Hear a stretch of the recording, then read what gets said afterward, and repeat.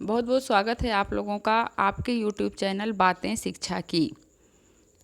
आज के वीडियो के अंतर्गत हम शिक्षा मनोविज्ञान के कुछ महत्वपूर्ण परिभाषाएं और कुछ महत्वपूर्ण कथन उसमें सम्मिलित किए हैं जो विभिन्न प्रसिद्ध मनोवैज्ञानिकों द्वारा दिए गए हैं।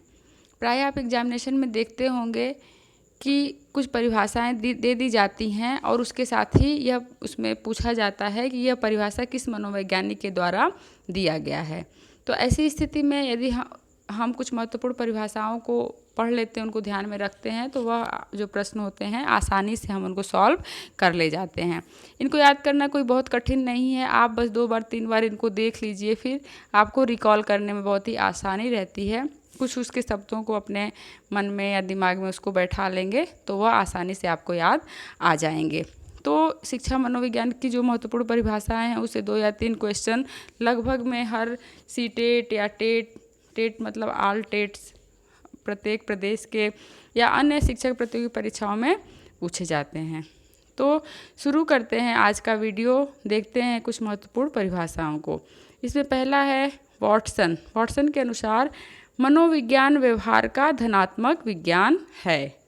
वॉटसन ने कहा था मनोविज्ञान व्यवहार का धनात्मक विज्ञान है। दूसरा देखते हैं हम वुडवर्थ के अनुसार मनोविज्ञान वातावरण के संपर्क में होने वाले मानव व्यवहारों का विज्ञान है। ठीक है। नेक्स्ट चलते हैं मैकडूगल के अनुसार मनोविज्ञान आचरण एवं व्यवहार का यथार्थ विज्ञान है। ठीक है। नेक्स्ट है वुडवर्थ के अनुसार, इसमें आप देखेंगे मनोविज्ञान को पूरा समाहित कर दिया गया है। मनोविज्ञान का अलग से हम वीडियो बनाएंगे बहुत विस्तृत रूप में कि मनोविज्ञान के क्या है, उसका विषय क्षेत्र क्या है, उसकी विशेषता क्या है, महत्व क्या है। तो इसमें वुडवर्थ ने कहा था कि सर्वप्रथम मनोविज्ञान ने अपनी आत्मा का त्याग किया, फिर अपने मन का त्याग किया, फिर चेतना का त्याग किया और अब व्यवहार की विधि को स्वीकार करता है। ठीक है। तो इस तरह से यह बहुत ही आसान डिफिनीसन है, आप इसको याद कर ले जाएंगे। नेक्स्ट ये देखिए, बहुत ही इम्पॉर्टेंट है प्रश्न, अक्सर आप सीटेट या यूपीटेट में इसको पूछा जाता है। संवेग व्यक्ति की उत्तेजित दशा है। ठीक है। या तो परिभाषा दे दिया जाएगा किस मनोवैज्ञानिक ने कहा है, या फिर मनोवैज्ञानिक का नाम दे दिया जाएगा कि इन्होंने किस परिभाषा को दिया है। ठीक है। नेक्स्ट प्याजे, ये भी काफ़ी इम्पोर्टेंट है। इन्होंने कहा है कि बच्चे दुनिया के बारे में अपनी समझ का सृजन करते हैं, यानी बच्चे स्वयं अपनी समझ का सृजन करते हैं, जो अपने एक बार माइंड में बना लेते हैं कि ये है तो वही है। नेक्स्ट देखिए J.B. वाटसन, ये भी काफ़ी इम्पॉर्टेंट है, कई बार सीटेट यूपीटेट में इसको पूछा गया है। तुम मुझे एक बालक दे दो, मैं उसे ऐसा बनाऊंगा जैसा तुम चाहते हो। ठीक है। काफ़ी इम्पॉर्टेंट क्वेश्चन है ये। स्टैनले हॉल, ये भी इम्पॉर्टेंट है। किशोरावस्था को तूफानी अवस्था किसने कहा है? स्टैनले हॉल ने। इसके अलावा किशोरावस्था को संघर्ष एवं तनाव की अवस्था भी स्टैनले हॉल ने ही कहा है। यदि क्वेश्चन आता है तो आप स्टैनले हॉल पर टिक लगाएंगे। नेक्स्ट फ्राइड, ये क्वेश्चन भी काफ़ी इम्पॉर्टेंट है। मनुष्य को जो कुछ भी बनना होता है वह 4 से 5 वर्षों में बन जाता है। काफ़ी इम्पॉर्टेंट क्वेश्चन है। ठीक है। नेक्स्ट चलते हैं हम विलियम वुंट किसके जनक हैं? प्रयोगात्मक मनोविज्ञान के। इसके अलावा पहला मनोविज्ञान का प्रयोगशाला किसने स्थापित किया था? विलियम वुंट ने। कहाँ पर? लिपजिंग में। ठीक है। पेस्ट्रोलॉजी बाल मनोविज्ञान के जनक हैं। विलियम जेम्स आधुनिक मनोविज्ञान के, थॉर्नडाइक शिक्षा मनोविज्ञान के और एबिंगहॉस अधिगम मनोविज्ञान के। ठीक है। तो इस तरह से आपके क्वेश्चन तैयार हो जाएंगे। विलियम वुंट प्रयोगात्मक मनोविज्ञान, पेस्ट्रोलॉजी बाल मनोविज्ञान, विलियम जेम्स आधुनिक मनोविज्ञान, थॉर्नडाइक शिक्षा मनोविज्ञान और एबिंगहॉस अधिगम मनोविज्ञान। नेक्स्ट पर चलते हैं हम। वॉटसन ने कहा था भय क्रोध प्रेम मूल संवेग है। ठीक है। काल्सनिक ने कहा था किशोरावस्था में किशोर प्रौढ़ों को अपने मार्ग में बाधा मानते हैं। काफ़ी इंपॉर्टेंट क्वेश्चन है, ध्यान में रखिएगा। स्किनर, सीखना के बारे में स्किनर ने क्या कहा था? सीखना उत्तरोत्तर सामंजस्य की प्रक्रिया है। नेक्स्ट परिभाषा गिलफोर्ड। गिलफोर्ड के अनुसार व्यवहार के परिणाम स्वरूप व्यवहार में परिवर्तन ही सीखना है। ठीक है, नेक्स्ट पे चलते हैं crow and crow. Crow and crow के अनुसार सीखना आदतों, ज्ञान और अभिवृत्तियों का अर्जन है। नेक्स्ट चलते हैं वुडवर्थ। वुडवर्थ के अनुसार नवीन ज्ञान तथा नवीन प्रतिक्रियाओं का अर्जन करने की प्रक्रिया अधिगम प्रक्रिया है। यानी जहाँ पे नवीन शब्द का प्रयोग किया जाता है वह डिफिनीशन सीखना की वुडवर्थ ने दिया है। गेट्स व अन्य, गेट्स और अन्य के द्वारा क्या दिया गया? अनुभव, एक्सपीरियंस, प्रशिक्षण, ट्रेनिंग, यानी कि अनुभव और प्रशिक्षण के द्वारा व्यवहार का उन्नयन ही अधिगम है।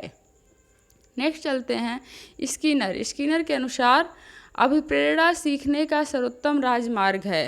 इम्पॉर्टेंट क्वेश्चन है काफ़ी, इसको आप लोग याद रखिएगा। अभिप्रेरणा सीखने का सर्वोत्तम राजमार्ग है।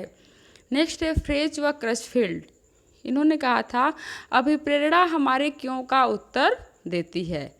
इसी संदर्भ में नेड है गुड।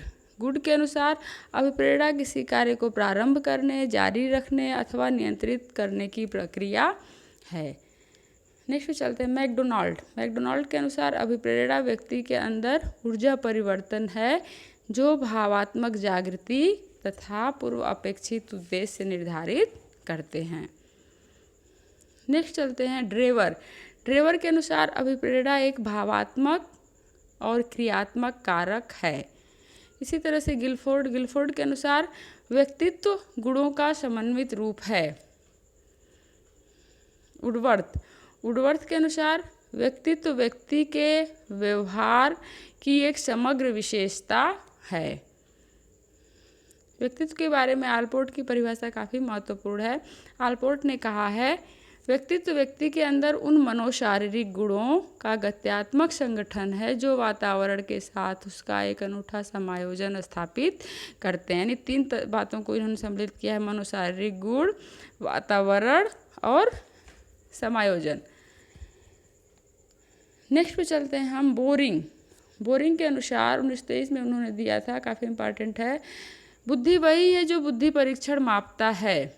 स्टर्न के अनुसार बुद्धि जीवन की नई परिस्थितियों तथा समस्याओं के अनुरूप समायोजन की सामान्य योग्यता है। नेक्स्ट पे चलते हैं बर्ट। बर्ट के अनुसार बुद्धि अपेक्षाकृत नई परिस्थितियों में समायोजन करने की जन्मजात क्षमता है। बर्किंघम के अनुसार बुद्धि सीखने की योग्यता है। टर्मन अमूर्त चिंतन की योग्यता ही बुद्धि है। नेक्स्ट पे चलते हैं बीने। बीने का डिफिनेशन भी काफ़ी इम्पोर्टेंट है। बुद्धि बोध पर आधारित खोज परकता जो उचित ढंग से तर्क करने तथा उचित ढंग से निर्णय करने से इंगित होती है। ठीक है, यानी खोज परकता, तर्क और निर्णय, तीन शब्द है इसमें, तीनों ही बुद्धि से संबंधित है और काफ़ी महत्वपूर्ण है। नेक्स्ट है वेस्लर। वेस्लर का डिफिनेशन भी काफ़ी महत्वपूर्ण है। बुद्धि किसी व्यक्ति के द्वारा उद्देश्यपूर्ण ढंग से कार्य करने, तार्किक चिंतन करने तथा वातावरण के साथ प्रभावपूर्ण ढंग से क्रिया करने की सामूहिक योग्यता। यानी कि बुद्धि में कई मानसिक जो योग्यताएं होती हैं वह सम्मिलित होकर के बुद्धि का निर्माण करती हैं। तो इस तरह से ये 35 डिफिनीशंस थे इसमें जो काफ़ी महत्वपूर्ण हैं। इसमें से 10 या 15 तो ऐसे घुमा फिरा के आते ही होंगे एग्ज़ाम में। काफ़ी खोज करने के बाद इन परिभाषाओं को एक जगह पर इकट्ठा किया गया है। मुझे पूरा उम्मीद है कि आप लोगों को आज का वीडियो बहुत ही पसंद आएगा, क्योंकि यह आपके लिए काफ़ी उपयोगी है। शिक्षा के क्षेत्र में किसी भी तरह से आपको कोई भी मदद मिलती है, थोड़ा भी मदद मिलती है, तो मुझे उससे काफ़ी खुशी होगी। इसी उद्देश्य को ध्यान में रख करके इस चैनल का निर्माण किया गया है। और मुझे उम्मीद भी है कि आपको आज का वीडियो काफ़ी पसंद आया होगा।